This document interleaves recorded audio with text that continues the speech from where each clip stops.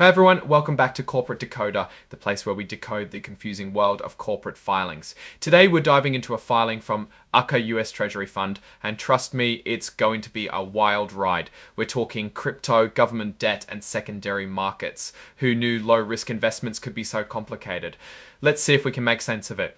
Today we're looking at a filing from Arca US Treasury Fund from the end of April in 2025. What is Arca US Treasury Fund anyway? Well, it's a specific type of investment fund, a closed-end management investment company. Think of it like a mutual fund, but with a twist. It is a continuously offered and operates as an interval fund. Basically, the fund wants to make a maximum return while trying to keep your money safe. Its main game is investing in US Treasury securities, bills, bonds, and notes directly from the government. It wants at least 80% of their investments in these super safe government debts. They might also hold cash or things that are basically cash like short-term bonds to keep things flexible.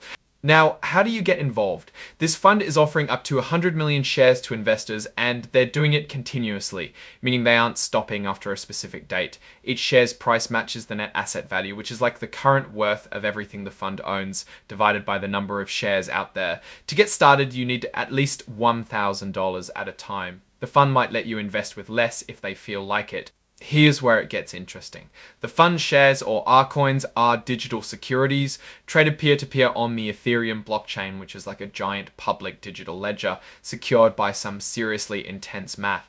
This system records transactions openly and permanently, but heads up, even though it's all happening on a blockchain, the official record of who owns what is still kept by Securitize LLC, the fund's transfer agent, which itself is regulated. If you want to play in this game, you got to get whitelisted and AML KYC approved. AML KYC is short for anti-money laundering and know your customer. This means you need to prove who you are before you can buy, whether directly or through a trading system. The report also mentioned that because this blockchain way of trading is still new, it's expecting at first that there might not be a lot of trading happening. Because of that, prices may go up and down quite a bit until more trading happens and the market figures out what these Rcoins are really worth. Before you jump in, there are some serious things you need to know, things that the report really highlights. You might not get your money back quickly, you might not be able to sell your shares when you want, there might not be anyone to sell to, even if you did, and distributions, aka dividends, are not guaranteed. They also noted that the fund will not invest directly or indirectly in other digital assets. Let's dive into the fees and expenses, because that's where things get real. Forget sales loads, there aren't any. But brace yourself for the annual expenses. The management fee is reasonable at just 0.05%, but then comes other expenses at an eye-watering 114.04% and 7%. However, the deal for that fee waiver ends in April of 2026. Acquired fund fees and expenses is another 0.02%. This is the fees of investing in other investment companies. The report noted that these operating expenses may not make sense with the rest of the report because it's only showing the expenses they directly incurred. These are contractually waived in this fund, but at any moment they might not be waived and they might return for their money. Now, you have to consider that this report says that you may be paying those rates later. One thing is for sure, the people cutting the checks will always get their money. The fund has 3 years to pay back the advisor, or Arca Labs, after they waived the fee or paid some expenses. What does this mean in practice? If you put in $1,000, you'll pay $8 in expenses in the first year. After 10 years, you may be paying over $500. These numbers assume your investment is growing 5% annually, and the report expenses stay at L.77%. This high amount is if expenses and low performance hurt your investment potential over those years. Alright, what about how they've done? Let's skip to the financial highlights. Net assets ended at about $426,000. This is up from the previous year, which was around $390,000.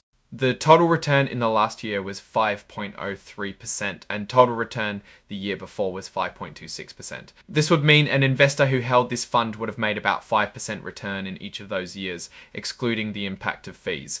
Next is the ratio of gross expenses to average net assets, 114%, yikes.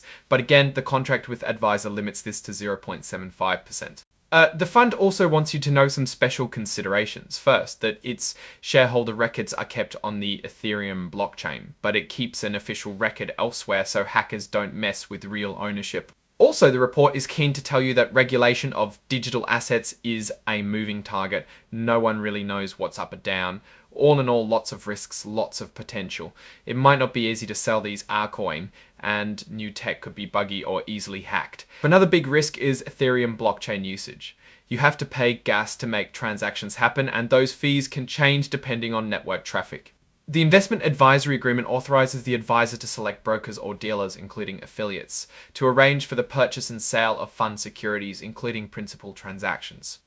The fund may be under control of the advisor because they have voting power over a large percentage of interests in the fund. Finally, all dealers that buy, sell, or otherwise transact in the fund's shares, whether or not participating in this offering, may be required to deliver a prospectus when acting on behalf of the fund's distributor.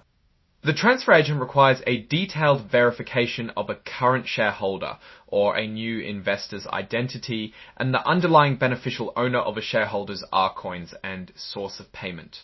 Now let's step back. Overall, the Arca US Treasury Fund is a bit of an experiment. The idea of combining something super safe like US Treasury bonds with new cutting-edge technology like blockchain is pretty novel, but this novelty introduces a lot of risk. In the long term, it faces the challenges of convincing people that using a blockchain and Arcoin is actually better. It also depends on having a trusted company such as Securitize as their transfer agent. While the people who run the fund seem experienced, this product carries all the potential for unknown unknowns of being a new product in a new market. That high fee might also be a problem, but given the current waiver, you should at least expect what you're getting into when that waiver expires in the middle of 2026. Thanks for watching, and if you found this breakdown helpful, please hit that subscribe button and leave a comment below.